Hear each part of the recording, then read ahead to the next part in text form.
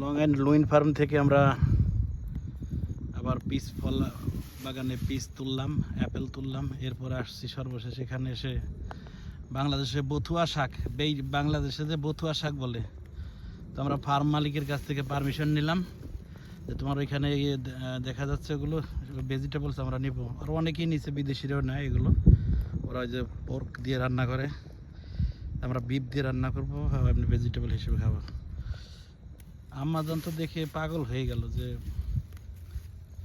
কীভাবে এই শাকগুলো নেওয়া যাইতে পারে, সে ব্যস্ত হয়ে গেল। তো আমি ফার্ম মালিকের কাছে পারমিশন নিয়ে তো ঢুকে পড়লাম। প্রচুর বথুয়া শাক, হাজার হাজার বিঘা জমি এখানে।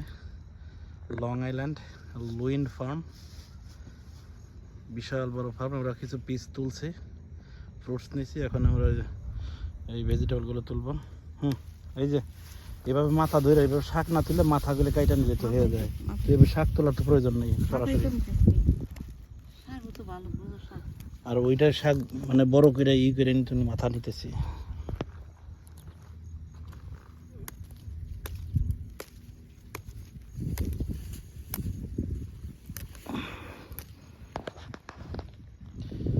সবাই তুলে, মাথা ভাঙা দেখছি। এই দেশের বথুয়া শাকের মাথাগুলো অনেক বড় বড় হয়। দেখা যাক কত পর্যন্ত তোলা যায়। এক ব্যাগ নিয়ে যাব, এটা ফ্রি। আর ওই যতগুলো পিস তুলছি, পিসগুলো আমাদের পে করে নিতে হবে।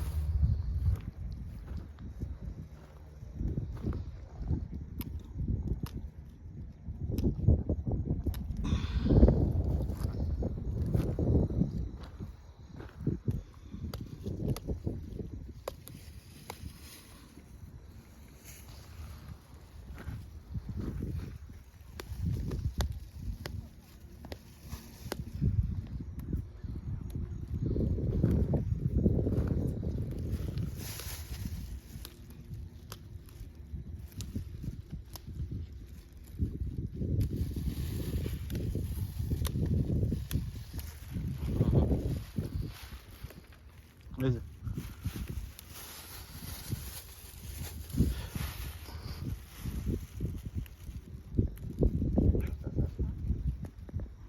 পিটিএস।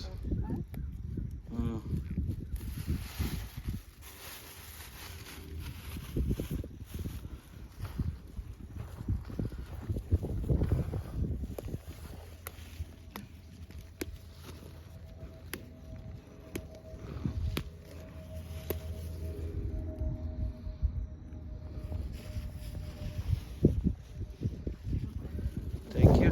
Thanks for watching.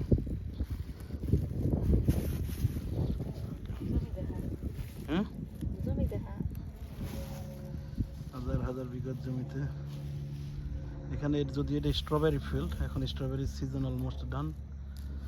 তো তবে ওরা এখান থেকে হয়তো চারা সংগ্রহ করবে। এই জন্য বললো যে তোমরা যখন শাক তুলবা, তোলার সময় খেয়াল রাখবা স্ট্রবেরি গাছ যেন নষ্ট না হয়। প্রমিস করে আমরা ঢুকেছি, যে সমস্যা নেই।